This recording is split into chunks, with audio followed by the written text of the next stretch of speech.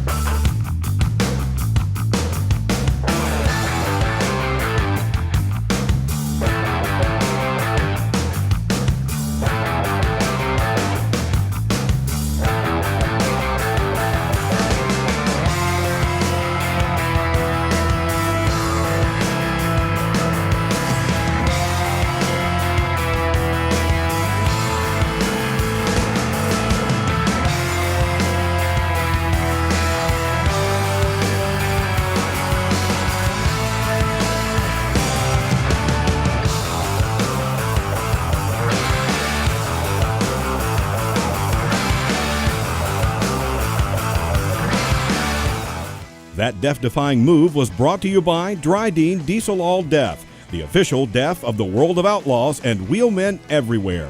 Visit drydene.com for more information.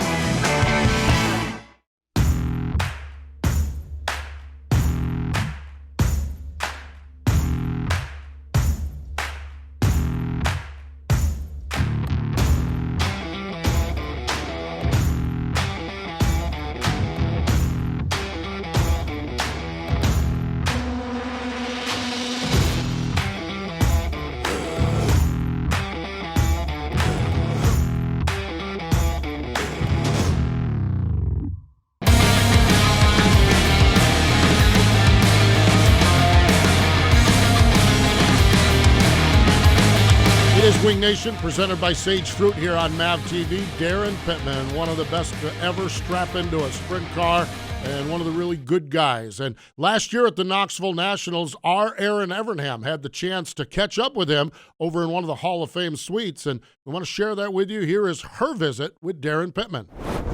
Daryn, you're born and raised in Oklahoma. Talk about your early years and how you were first introduced to racing. So I have a 4-year-old brother, or 4 years older brother, when my dad got him involved in racing when he was 5 years old. That was kind of the age limit you could start racing quarter midgets. Honestly, I don't exactly know how my dad's love of racing, got started or what made him get my brother involved so young. But by the time I came around, my brother had already been racing for 4 or 5 years, and that was kind of what they did. And I started about the same time when I was 5, so both of us just raced quarter midgets, and then my brother moved up to micros and ran those for a couple years, and then racing was just really never his thing. Soccer was kind of always his major passion, so he quit racing to focus on soccer, and I raced till about till I was 13 or so, and played sports and basketball and soccer, and then quit both of those just to focus on racing. It was kind of, once I started, it was sort of all I ever remember wanting to do. So that kind of got us going. And being from Tulsa, they had a really good quarter midget program, so we were able to start young, and then had a great micro track, which is still one of the best in the country, right there in town. That's very popular. So I think that was a huge asset to me, and why there were so many drivers that came out of the Oklahoma area, was there was always an obtainable and a seeable future to move up to. So I think that was a huge benefit to our region or our area. So I was able to, when you race quarter midgets, all you wanted to do is move up to race micros. And once you got to micros, all you wanted to do was, move up to race sprint cars at Tulsa Speedway, because they had a pretty, good local program there. Now, when you get a call from someone like Casey, had you heard rumors that he might call, or was it completely out of the blue? So me and Casey had kind of started a little bit of a relationship a year prior. Paul McMahon was driving the Dennis Roth 83 based out of kind of a KKR alliance. So, but it just worked for me and Cale. We had a lot of great years, and give anything to have him back as a crew chief. To be honest with you, he's really good. So for us to just come out of the gate right away and win the first night at Volusia, I think we felt like it was kind of a little bit of a statement, but we knew it was going to be a long road. But for us just to be as consistent as we were all year long was, I'd say, I think we all didn't expect, quite the success that we did have. But we just had a great team. So Colton Gauss had been there for several years, but an incredible worker, great team member. Trust me, he bled number 9. From the day he was there. And then we hired Michael Carber out of Pennsylvania, who's a pretty respected racer in himself and can win. And he wanted to go on the road as a crew guy, and was a great asset. So we had 3. There was a lot of times. Carber went on to be a crew chief for a short amount of time before he went on to Cup, and he was a huge help to Cale. On nights that he might be confused, it was just good to have the depth that we did, and I was able to go out, and our cars were just really good that year. Yeah. Now, Casey likes to have a good celebration. What was that championship celebration like? What was that party like? It was a lot of fun, actually. He was obviously very heavy into his Cup stuff, so he wasn't able to be at the banquet. He actually wasn't even able to be at the party at our shop after the races, but we had one. It was on Monday or Tuesday after the banquet at his house that we had a good time. So there was a lot of people there, and it was a blast. So he opened it up. They brought in a bunch of food, and there was quite a few people there. But for that was awesome. We didn't have a great party after the races at the track, and honestly, I think everybody was just worn out so bad. And from the stress, physically, because all I heard all year long was, you're going to be the first one to lead from beginning to end, and then our qualifying effort was our strong point all year long, and we were gaining points every night qualifying, and we go to Charlotte and we lose points both nights to Donnie. I remember that qualifying, and then he cut it back to I don't know what it was, but it was 12 or 14 points before the A main, and all I can think of is, just try not to be the first guy to ever lead from the beginning to the last A main and lose it.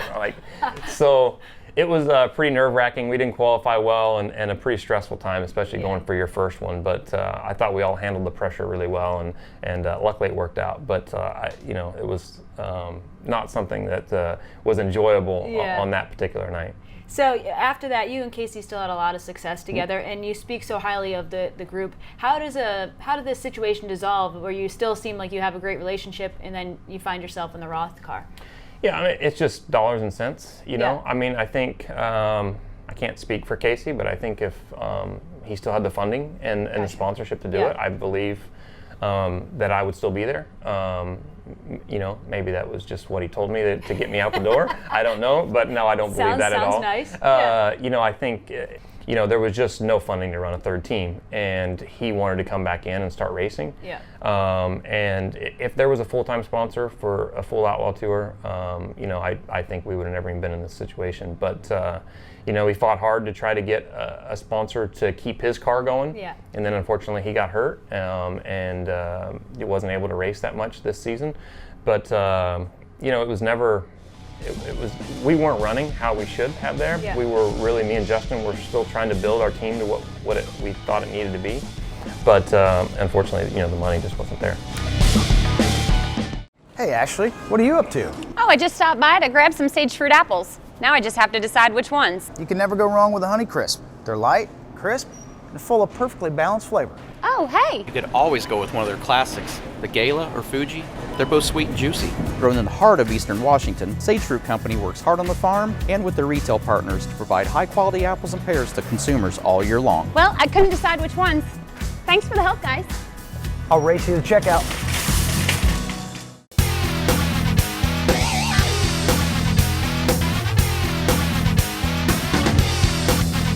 Steve Post here, flying solo, practicing social distancing here on Wing Nation, presented by Sage Fruit on MAV TV. Sharing with you this week a great interview with Erin Evernham and Daryn Pittman.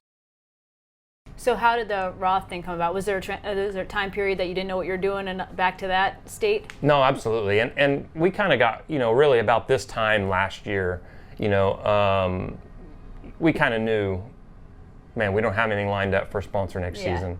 We were pretty positive Ionomy wasn't coming back for the next season. So I knew for the last several months that, man, unless they pull something out of the hat here, we're in trouble.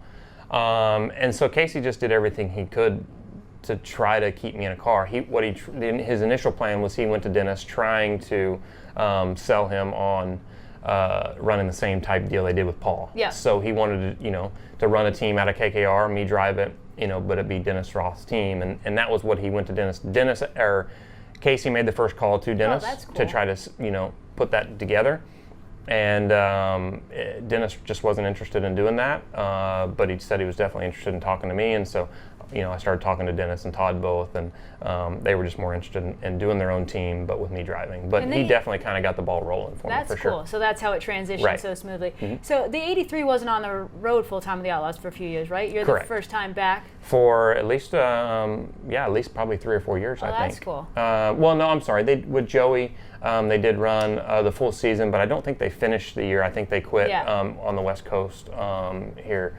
At Chico, but they had ran the full season up to that point. Cool, and you guys came out of the box strong too. You got a thing for a new team at Volusia. You just start off strong, and then you've actually continued it on most of the season. Yeah, we started off great, and unfortunately we just couldn't sustain that record for winning the first 2 nights. Went to Vegas and backed it up, and should have won that one, and got beaten rubber by Donnie. That one stung and still does pretty bad, but. I thought we were basically should have won 3 of the first 4 races, and then got to California, and it kind of slowly started going downhill, and then I feel like we've just kind of been on a roller coaster ever since. We'll have a few good nights here and there, and then we'll have some disastrous nights. So just haven't been able to be consistent that we need to be, or be able to really contend with, Gravel and Sweet and Donnie. Those guys have really just been the class of the field this season. Yeah.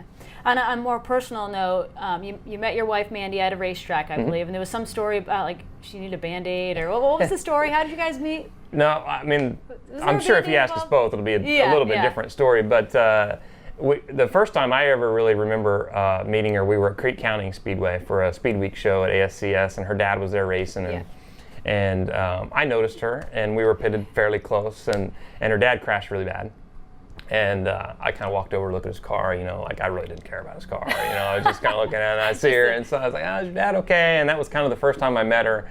And I used, asking if her dad was all right from the crash, and met her then. And then it was, she had a fairly serious boyfriend, I guess, at that time. And then several years later, we met again at West Memphis. We were there. That was kind of more of her home track, and she was there actually with her still boyfriend at that time. Oh boy! And but we hung out a little bit then, and it's kind of the end of the story from there, I guess. So, but talk about Mandy's support. I mean, she has been your since I've known you, your sidekick. She's souvenirs. She's part of the business. Like, how cool is it to have a wife, a partner that is that involved in your career? Yeah, I mean, she runs the program. So, I mean, anybody that knows our family knows that they got a real question, they go to her with it. But I think that's just all in her upbringing as well. Just for her to grow up around racing and understand it as much as.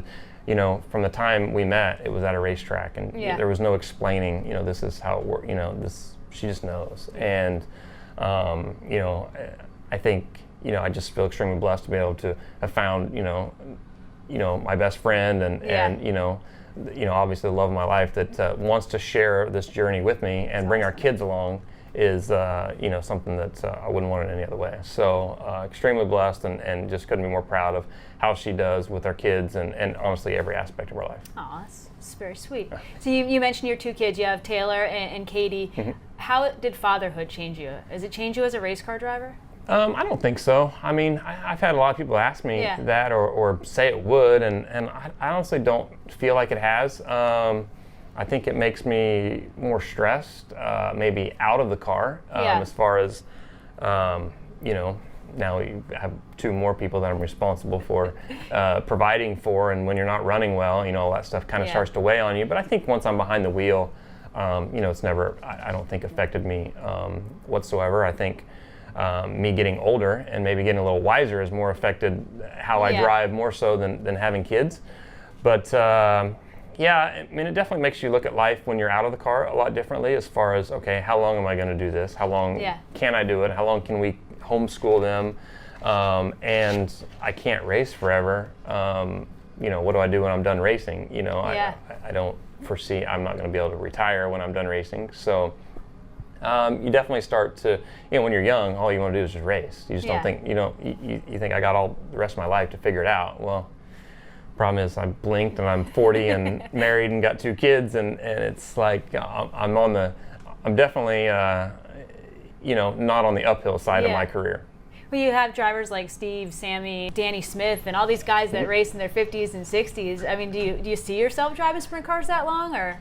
No, and I don't have an age that I, have sort of set out. I think, I'd like to do it. I want to do it as long as it's fun. Yeah. And honestly, that changes day to day. There's nothing better than my job when you're running well and you're winning. I mean, this is the greatest thing in the world, and I love it. And there is nothing more frustrating than running bad and not knowing how to fix it and continuing to get beat by people that you should be competing and beating. So, man, my attitude on that changes pretty regularly. I can have about 4 or 5 bad nights, and I'm like, what am I doing? Like, this is, I'm ready to do something else, and then you'll run good, and you're like, no way, I'm never quitting. Yeah. So, I don't foresee myself doing it as long as them. There's no way I could just step away from racing, I don't think, entirely. I think I'll have to be involved in some shape or another. I don't exactly know what that is, but definitely as you get older, that stuff starts to go in your mind. Okay, what's the next step? What do I do? To basically figure out something else that I can do when my racing career is over. So you've got a World of Outlaws Championship, you've won the King's Royal, you've won in Australia, you've won the historical big one. Mm-hmm. What would it mean to win the Knoxville Nationals? Yeah, I mean, honestly, I think it'd go above everything else. Really? I mean, honestly, I think at this point in my career, for as much as I've struggled here, if I could ever win the Nationals, I think I'd rank that above winning a championship, to be honest with you. I just think this place has been so difficult for me to figure out over the course of my career. I've never struggled at any track as much as I have this one. And just to watch how difficult it is and watch guys like Jason Johnson and Brad, break through and win. This is the pinnacle. This is what we all strive to be and dream of. And winning a World of Outlaw Championship and winning the Nationals are obviously, in my opinion, the two peaks. I've got one, so I guess that's probably why I ranked the other one. It might be better, is because I haven't touched it yet, and we'll keep working at it until we hopefully can try to do it. And we can guarantee there'll be a big party after that one. I can guarantee that. Awesome. Well, thank you so much, Daryn. We really appreciate the time and letting our viewers get a little more in depth into your career. No problem. Thanks for having me on. Daryn Pittman, great to hear from him, and really, really neat that Erin Evernham had the chance to sit down and talk with him. Stay with us. Our Tweet Your Seat Tweets of the Week, well, sort of, they're coming up next.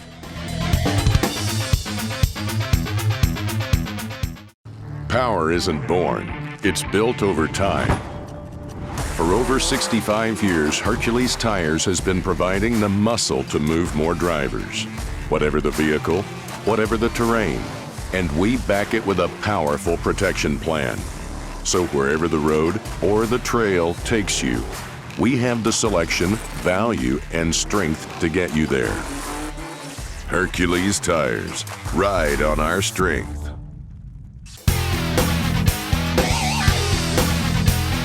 Welcome back. It is Wing Nation, presented by Sage Fruit here on MAV TV. We love when we get a chance to share the Tweet Your Seats from the racetrack.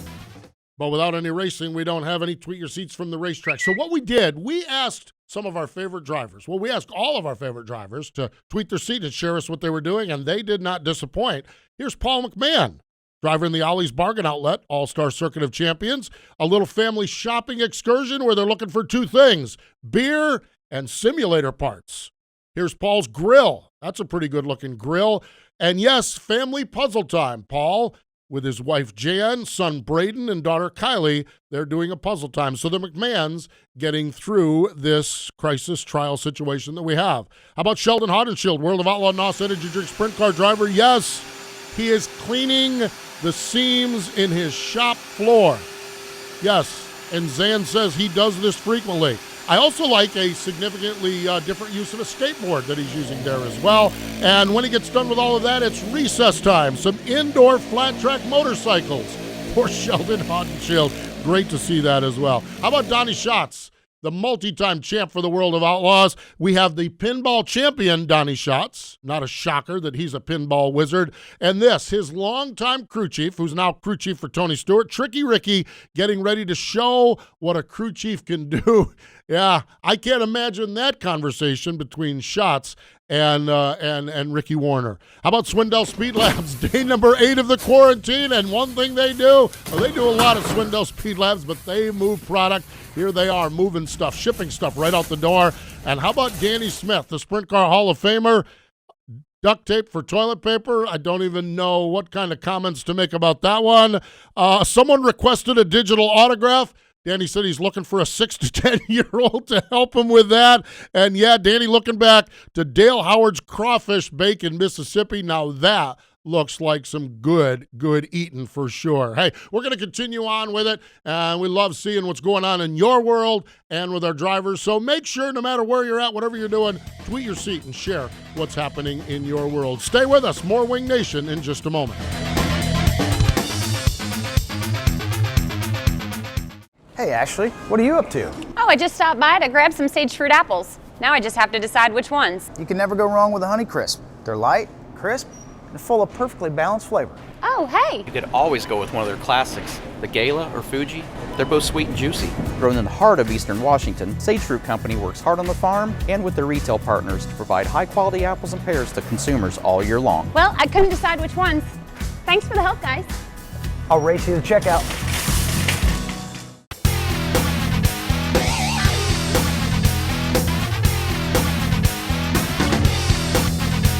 Welcome back. It is Wing Nation, presented by Sage Fruit here on MAV TV. Love that we had the chance to share with you our conversation with Daryn Pittman. We're going to continue next week with kind of the best of theme, if you will. One you're going to want to make sure you tune into, Billy the Kid Pouch. Oh, man, what a story he has. What a story he is, and he continues to write chapters in that book. So really neat interview we had with Billy last year, and we'll have that next week for you here on MAV TV. We're going to stay very, very busy on social media, on our Facebook page, on our Twitter account. Check out the YouTube page. Many of the interviews that you've seen here on our MAV TV show, or maybe you missed them, they're there. If you want to go back and relive them again, it's great for binge watching, so check that out on our YouTube page as well. And really just kind of encourage everyone to kind of take care of yourself, take care of each other, and let's get through this crisis so we can get sprint cars and all race cars, if you will, back on the racetrack. Again, we're glad we shared Daryn Pittman's story with you. For Ashley Stremme, for Erin Evernham, I'm Steve Post. We appreciate you taking some time out